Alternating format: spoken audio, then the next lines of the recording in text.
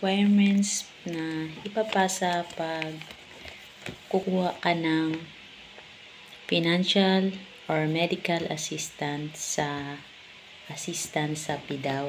So, eto, natanggap ko siya kanina. Ayan, nasa 3,000 from PDAW office. So, ang requirements pala, dapat meron kang una yung abstract, then voters ID, voters affidavit na katunayang botante ka sa lugar na yung kukuhanan ng financial assistance. And then, valid ID na naka-address sa lugar na pagkukuhanan mo ng financial assistance. At yung valid ID ng kung yung anak mo, yung valid ID ng anak mo, at saka valid ID mo. So, yung sa akin, yung hiningi kong financial assistance is yung anak ko.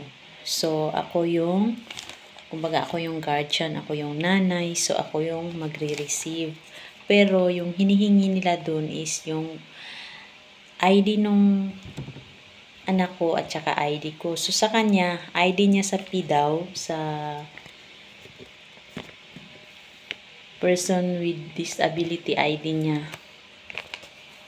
Yung sa kanya. Tapos, ang mga requirements pala doon na kailangan yung abstract na pirmado ng doktor.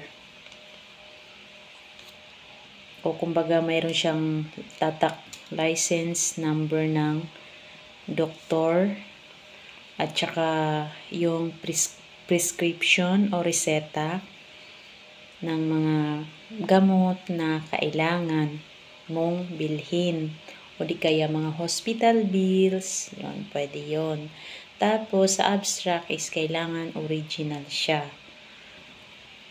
So yun lang, kung may mga katanungan kayo, comment lang at sasagutin po natin. So eto na, sa pangatlong payout ko na pala to guys. So, meron din sa DSWD, meron sa Office of the Congressman, sa DOH, at yung pang third is sa PDAW.